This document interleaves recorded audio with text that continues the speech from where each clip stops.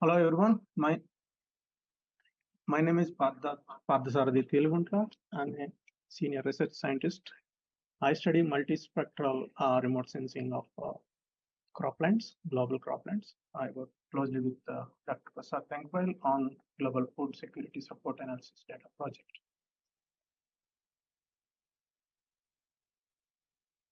Yeah, as mentioned by Dr. Prasad Thankbal, in our project, we produce Landsat-derived products at 30 meters resolution. There are 4 major products. Out of them, Landsat-derived global rainfed and irrigated area product is the product, which is, we call it a second product. So today I'm presenting on this some models and results for United States. So why we need to produce irrigated and rainfed cropland products?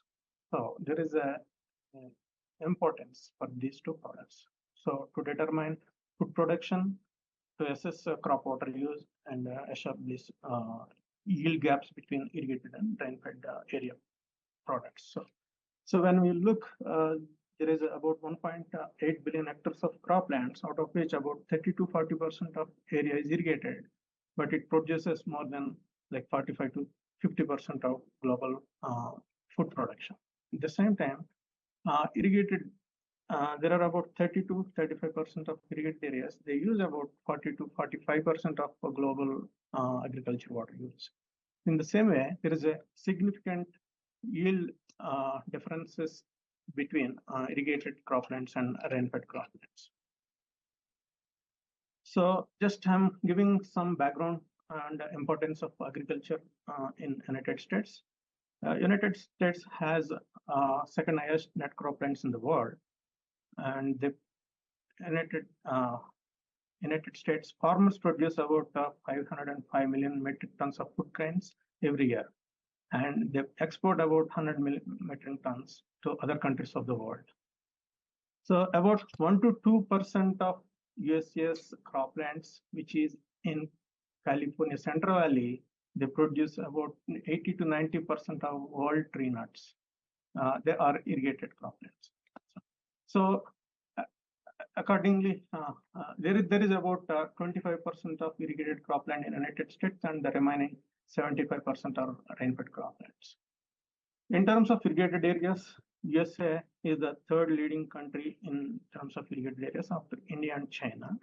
And irrigated area croplands roughly take about 80 to 90% of all human water use. When you see the rainfed croplands, USA has the world highest acreage of rainfed croplands of any country in the world. And USA rainfed croplands are very fertile and productive than other countries because of their farming practices. So there are several products exist, global irrigated and rainfed croplands. There are 2 categories. One is remote sensing based, and other one is non-remote sensing based. The top 2 are non-remote sensing based at 10 kilometers spatial resolution. The others are at various spatial resolutions. So recently, there is a map produced by Wu et al. In 2023. So they have produced, but they didn't release data for the public. However, their team, Theon et al. Produced released data for the globe at 100 meters spatial resolution for the public.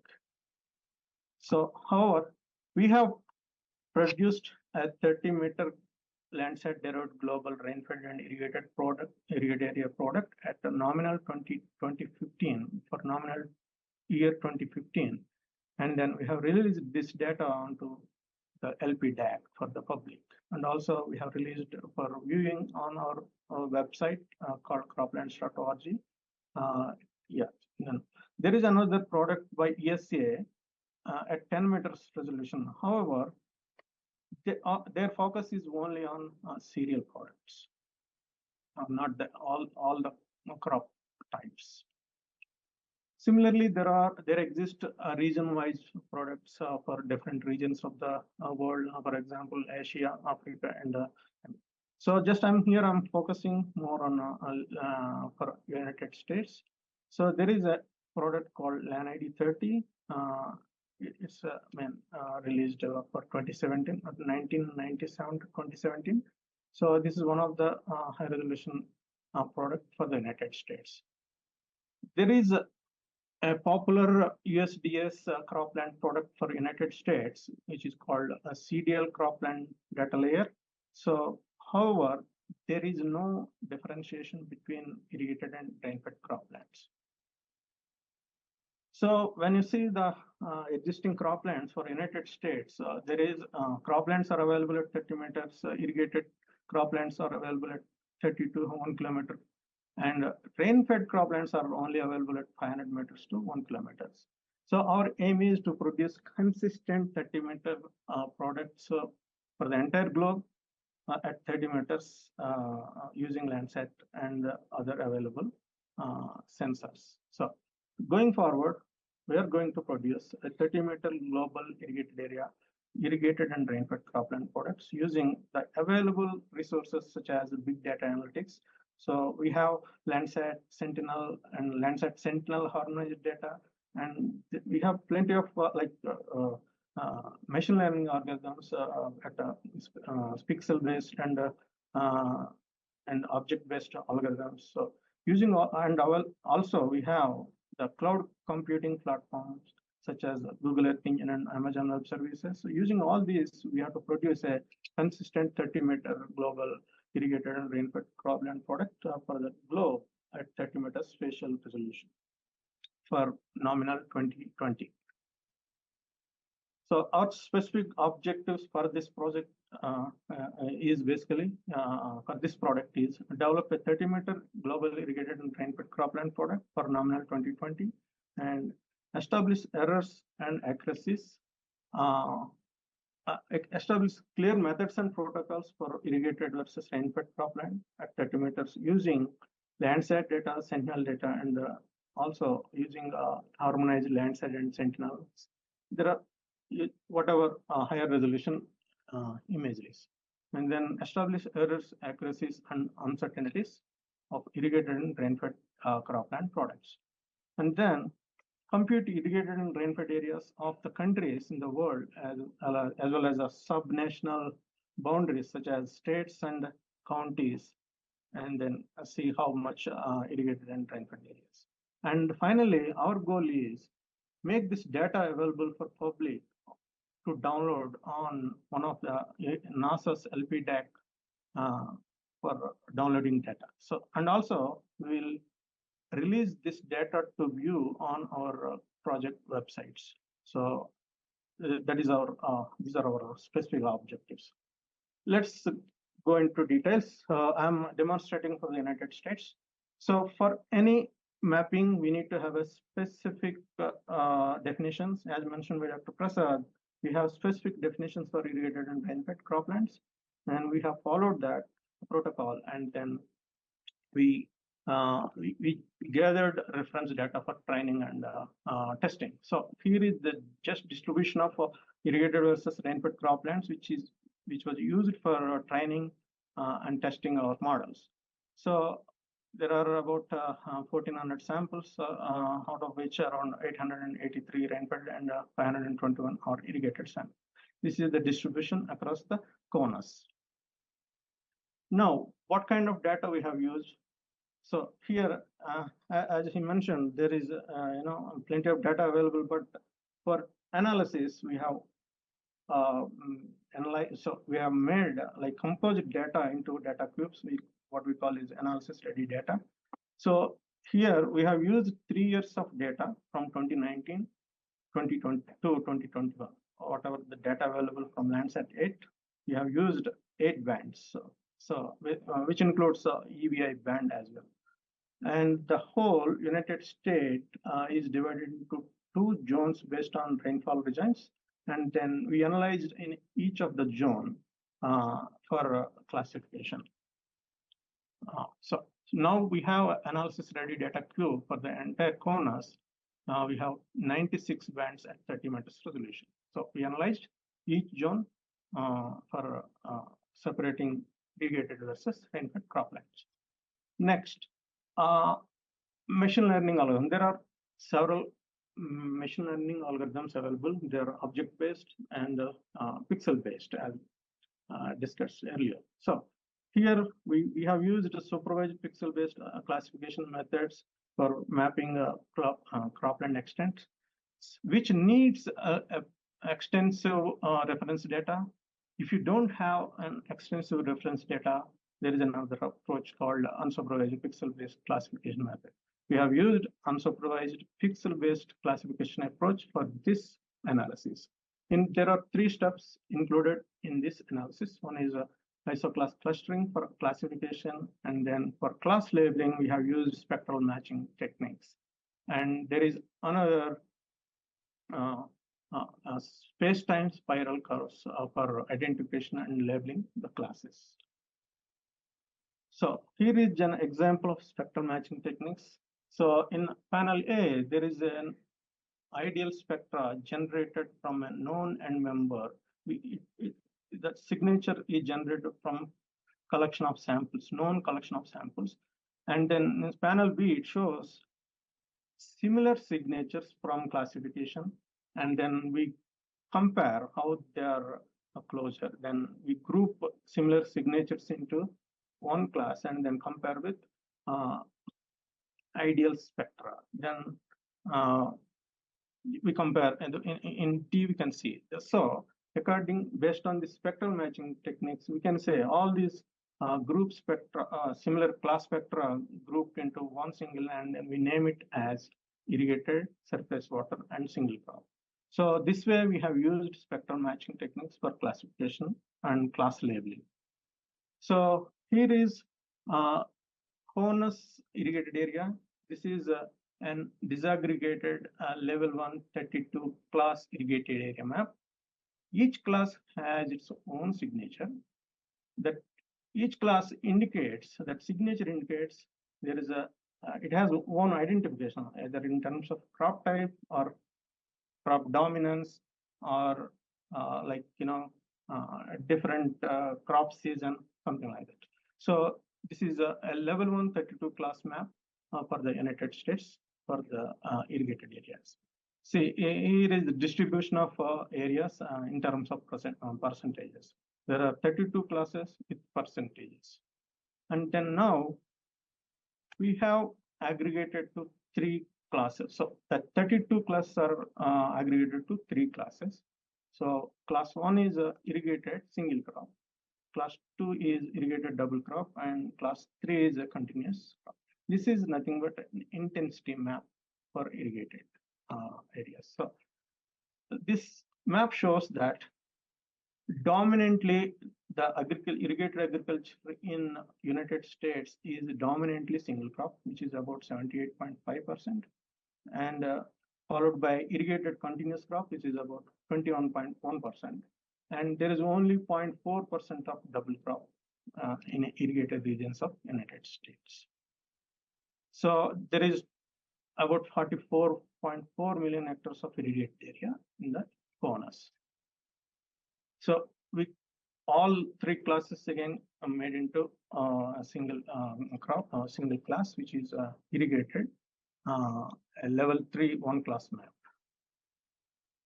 Then similarly, we classified Rainfed classes, and there are 24 disaggregated classes per Rainfed region. So finally, it has a distribution like this. Percentage of distribution is provided here. So similarly, what we did like an irrigated, we have aggregated to 2 classes. Basically, the whole Rainfed is a single crop, but there is some natural vegetation mixed with in some regions. You can see that dominantly in eastern region of the United States. So there is 84.2% of pure Rainfed single crop, and then 15.8% of Rainfed single crop with natural vegetation. So again, we combined, and then this is the entire Rainfed croplands of the United States. So we call this is a level 3 one class Rainfed map. Then now we combine together irrigated and Rainfed classes. This is irrigated and rain-fed level 3 2 class map. So we have total about 140 million hectares of croplands, out of which 44.4 million hectares of area is irrigated and 95 million hectares is rain-fed. And we have now product, and then next step is we have to assess accuracy. Validation. So we have here is the distribution of validation data. We have gathered this validation data from various sources. One from field visits, and then another from collaborators, and also we got from the FAST studies. So finally, we gathered all the data, whatever the data available, and then we filtered everything, whether the sample is satisfied or qualified for the validation. We have made all the checks, and then we tested the validation. So we have about 11,000 samples for validation, out of which 3,980 samples are rain-fed and 7,124 are irrigated samples. So you can see the accuracy assessment in the next coming slide. So here is the accuracy assessment for the two classes, irrigated and rain-fed. So we got from this accuracy assessment, we got about 90.9% of producer accuracy for irrigated and 91.7% of producer accuracy for rain-fed. And similarly, we got 95.2% of user accuracy for irrigated and 84.9% of user accuracy for rain-fed. That means there are 9.1% of omission errors for irrigated and 8.3% of omission error for rain-fed class. And similarly, we have got 4.8% of commission errors for irrigated class, and then 15.1% of commission errors for rain-fed. Overall, we got 91.2% overall accuracy. So then we have calculated areas at state level, and then we have tabulated. We have calculated irrigated area, rain-fed area, and total together. So here is the you can see the table. Nebraska is the state with the highest irrigated area, and followed by Texas and Kansas and California. So like that we have a classification for the total and rain-fed areas. Then we have calculated irrigated and rain-fed areas at county level, and then mapped at county level. So you can see these county level irrigated areas for the corners. So just you can see some of the top counties in the United States. Fresno has the highest irrigated area, and then followed by there are some other counties in California. So just I have shown here counties with more than 200,000 hectares of irrigated area. And similarly, we have mapped rain-fed areas at county level, and you can see that the distribution of county is the intensity of rain-fed area. So you can see in Midwest is dominantly rain-fed. Choto has the highest rain-fed area county. Choto County is having the highest rain-fed area.